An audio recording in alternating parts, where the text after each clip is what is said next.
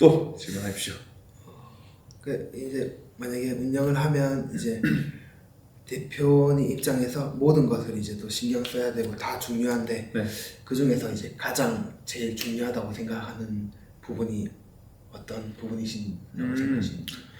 일단 가장 중요한 건 내가 대표로서 우리 선생님들한테 잡히면 안 돼요. 그러니까 이 정도 하면 나도 원장 하겠네라고 보통 생각을 하겠지. 근데 그래서 그거를 뛰어넘어야 돼 완전. 이래서 원장님이구나. 그게 느껴질 정도로 계속 공부하고 계속 시스템 업데이트하고 계속 실행하고 이게 있어야 돼요. 그래야 밑에 사람들도 우리가 컨트롤을 할 수 있지. 안 그러면 그냥 뭐 이 정도 하는데 그냥 맨날 나가서 뭐 그냥 돌아다니고 이렇게 되거든요. 그래서 계속 신경을 써야 되고 오픈을 하면 되게 신경 쓸 게 많아요. 뭐 세금 문제라든지 되게 운영적인 거 수익 어느 정도 됐고 어떻게 투자금이 들어갔고 이런 것들 되게 따질 게 많은데 세금 문제나 이런 것들은 저는 그냥 처음부터 전문가를 썼어요. 그냥 전문가한테 의뢰를 해서 사무실이라든지 이런 데 의뢰해서 계속 그렇게 저는 하고 있거든요. 특히나 그 부분은 저는 꼭 하라고 말씀을 드리고 싶어요. 내가 그냥 처음에 애들 매출 높지 않고 선생님 많지 않으니까 혼자 할 수 있다라고 생각도 할 수 있어요. 그렇지만은 우리가 그쪽의 전문가가 아니잖아요. 그리고 그거 신경 쓸 때 차라리 우리는 센터에 신경 쓰면 돼요. 그리고 제일 중요한 거는 해야 될 건 해야 된다. 동승자 쓰라면 쓰고 어린이 보호 차량 하라면 하고 신고하라면 하고 등록하라면 하고 시키는 건 해라. 옆에서 안 하니까 안 하고 이 정도는 안 해도 될 거야 하니까 안 하고 그거는 내 생각이다. 반대로 내가 할 거를 하고 그걸 또 어필을 하세요. 부모님들한테. 물론 당연한 걸 하는 거지만 남들이 정말 안 할 때 나만 하잖아요. 그럼 그것도 어필할 수 있는 마케팅 대상인 거예요. 내용이고 콘텐츠고. 반대로 남들이 다 똑같이 해. 근데 그럴 때 안 할 수 있는 자신감도 있어야 돼. 물론 해야 될 건 안 하면 안 되지만 안 해도 되는 것 중에 예를 들면 태권도장들이 약간 시골 지역이나 학교가 먼 지역은 아침에 통학 차량을 해줘요. 등교 차량. 집 앞까지 다 차량 운행을 아침에 가서 모아서 학교까지 데려다줘요. 그 다음에 오전에 또 잠깐 쪽잠 잤다가 아이들 한 12시 1시 끝나잖아요. 그럼 또 차량 운행 가고. 근데 내가 물어보면 다들 안 할 수가 없다는 거지. 왜요? 옆에 다 하거든요. 안 하는 태권도장이 없어요.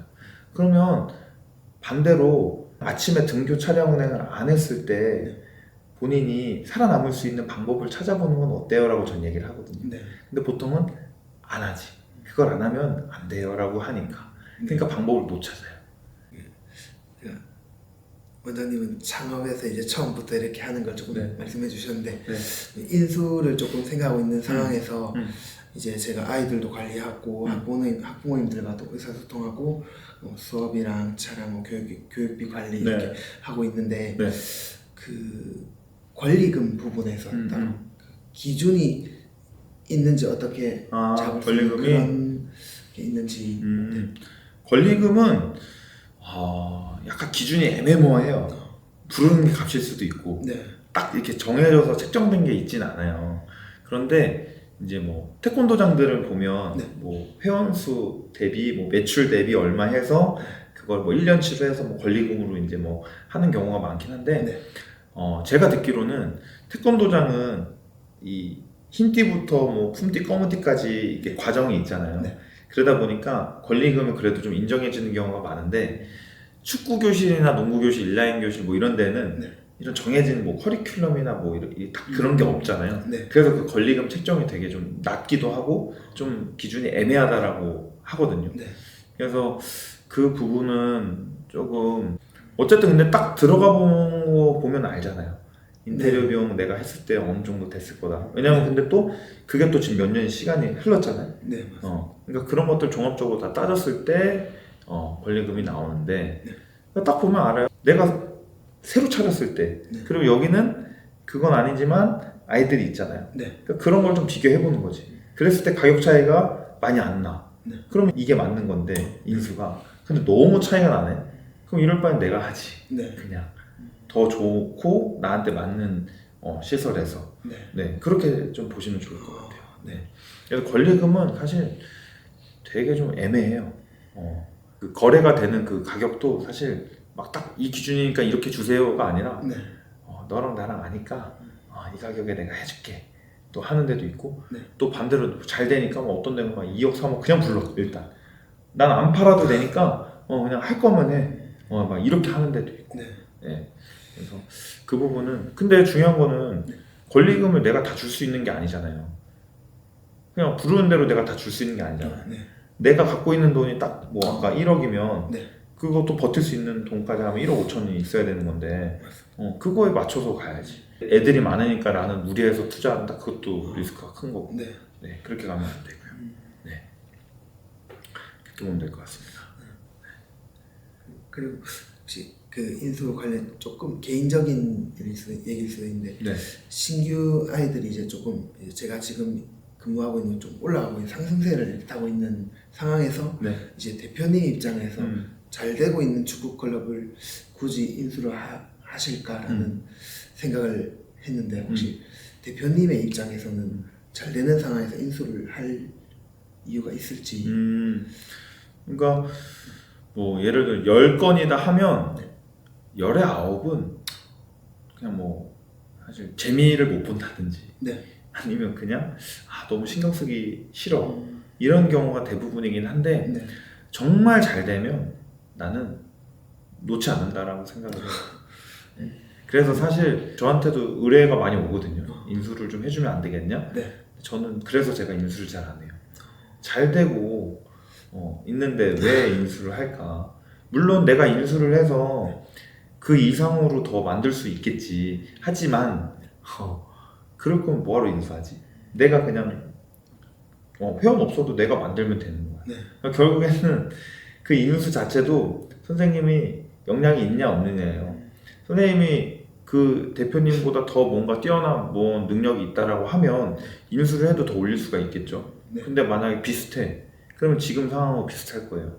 그리고 지금 당장 아이들이 좀 늘었다라고 그걸만으로도 판단하기 좀 어렵고 네. 앞으로 그 학교에서 비율 있잖아요. 네. 고학년이 많은지 저학년이 많은지 그리고 그 지역의 호재라든지 그 지역이 생긴 지 얼마나 됐다라든지 이런 것들을 다 고려해서 봐야 돼요. 그래서 사실 뭐 지금은 있는 곳이니까 내가 뭐 확답을 얘기할 수는 없지만 네.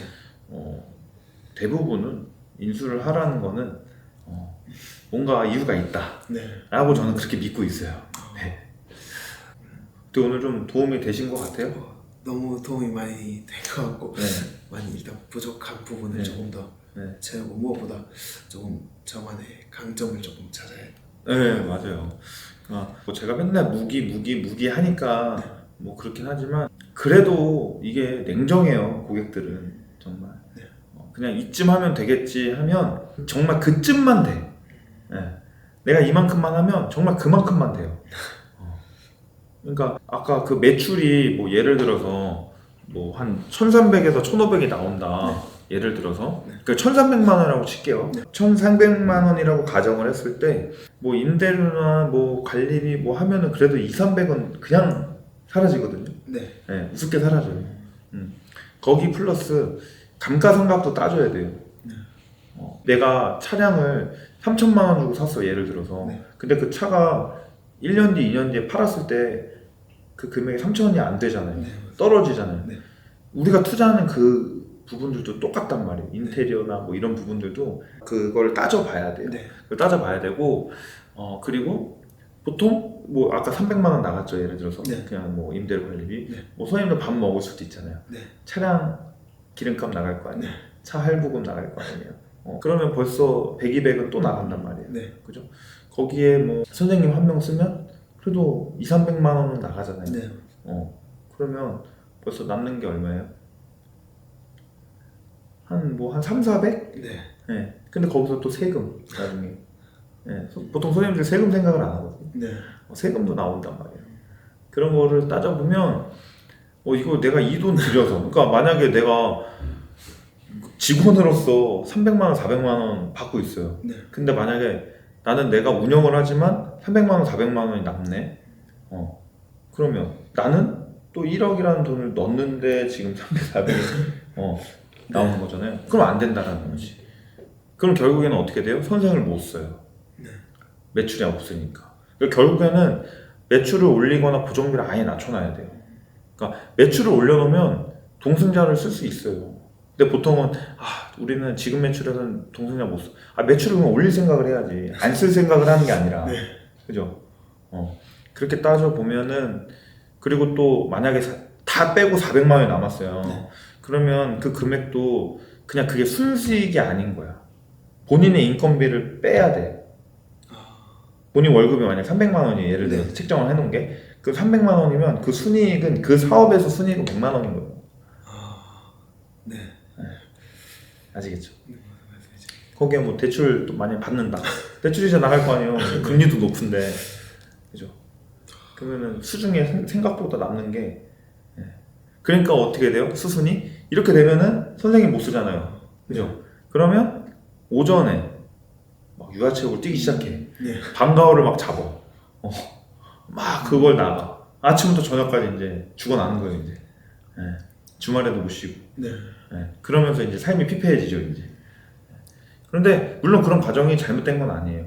다만 그 과정 속에서 내가 정말 우리 매출을 높일 수 있을 만한 콘텐츠가 뭐가 있을까, 시스템이 뭐가 있을까에 대한 걸 개발해서 매출을 올려가면 상관이 없는데, 그냥 똑같잖아요. 3월 되면 신학기니까 홍보해. 방학 때 애들 빠지니까 어쩔 수 없어. 특강해. 거의 이게 패턴이거든요. 그러니까 이걸 벗어나야 돼요. 그래야 다른 삶을 살 수 있고, 그래야 확장이 되고, 그래야 직원을 쓰면서 선순환 구조가 나와요. 소름 돋지 않아요? 진짜. 그죠? 막상 따져보니까 남는 게 없는. 그래서 선생님들 제일 위험한 게 월세 500, 600, 700 막 되게 우습게 생각하거든요. 만약에 월세가 700이면 예를 들어서 700, 800이잖아요. 그럼 보증금이 정말 최소 7, 8천에서 한 1억에서 1억 5천까지 간단 말이에요. 그러면 또 다른 사람들은 이렇게 얘기하지. 보증금은 안 없어지는 돈이잖아요. 그러면 보증금은 할부로 내나? 내가 물어봐요. 보증금은 할부로 내요? 어쨌든 그 목돈을 갖고 와서 묶여있는 돈이잖아요. 그럼 그것도 투자금이거든요. 그러니까 그 생각을 안 해요. 그래서 저는 기본적으로 차라리 크게보다는, 그러니까 그래서 나는 이제 규모로 경쟁하는 시대는 물론 존재하지만 보통 돈 많은 사람들 없잖아요. 코치 하다가 사실 돈 열심히 모아가지고 해봤자 1억, 정말 많으면 2억이거든요. 그것도 정말 큰 돈인데 그 돈을 막 3억, 4억 막 이렇게 들여서 하는 곳이 많아요. 정말 삐까번쩍하게. 근데 중요한 건 그것도 중요하지만 그 안에서 어떻게 일이 벌어지고 있는지도 중요해요. 그러니까 우리 보면 고깃집들 큰데 보면은 막 좋잖아요. 근데 그것도 보면은 막 그런 분들은 막 땅 주인이고 막 이런 분들이 많아. 막 건물주. 그러면 상관없어. 그러면 상관없는데, 근데 나는 내가 추구하는 방향은 우리 막 어떤데 막 정말 외진 골목에 있는데 테이블도 막 한 5개 막 이런 거밖에 없어. 근데 웨이팅이 쫙 길어. 근데 그게 한 30년, 40년 됐대. 그 집이 정말 맛집 아니에요? 근데 저는 그게 맞다고 봐요. 그래서 내가 할 수 있는 선에서 정말 꽉꽉 채워서 돌리는 게 가장 이상적이고 나중에 확장하기도 좀 더 좋아요. 그래서 그 지역에서 아무리 크게 해줘봤자 아이들이 많이 오려면 차량이 많이 필요할 거예요. 그러면 차 한 대 돌리면 동승자나 뭐 하면 300만 원 나가요. 뭐 차 할부, 보험가, 뭐 보험료 뭐 따지면 300만 원 나간다니까. 근데 보통 선생님들이 지금 어때요? 안 하니까 그 돈 안 나간다고 생각해요. 그러면 차 3대면 얼마예요? 900만 원. 만약 운전해 주시는 선생님 있고 동승자 있고 뭐 한다고 정식대로 한다면 그럼 그냥 900만 원 숨만 쉬어도 사라지는 건데, 근데 내가 만약에 월세가 500 넘고 막 정말 높아. 그러면 그 고정비용이 높기 때문에 어떻게 애들 받아야 되는데 차량 막 돌려야지 막. 그렇게 된다니까. 그래서 무리수를 또 두게 돼요. 그러니까 그런 부분들이 있어서 어찌됐든 조금 좀 실속 있게. 네. 네. 그리고 우리가 맛집처럼 지금 선생님 부산에서 왔지만 네. 내가 축구교실 정말 유명해. 선생님 나한테 매일 올 수 있어요? 못 온다고. 네. 만약에 서울에 있다 해도 경기도에서 그렇게 취미반 아이들 거기까지 보내는 분들이 많지 않을 거예요. 네. 가봤자 뭐 몇 명 안 돼. 그러니까 결국엔 그 지역에서 수요를 끌어오는 거거든요. 네. 지역의 수요는 한정적이잖아요. 근데 거기서 이만큼 해놓았자고 뭐 어떻게 할 거야? 그러니까 결국 그 지역에서 임대료 대비 얼마나 매출을 할 수 있는지. 근데 그 매출, 예상 매출도 그냥 핑크빛 미래처럼 이 정도 애들 많으니까 이 정도 할 거야 라고 그렇게 접근하면 안 돼요. 네. 그래서 저는 차라리 그렇게 하고 싶으면 처음에 딱 실속 있게 하고 확장을 하세요 라고 얘기를 해요. 근데 또 확장을 하면 문제가 뭐야?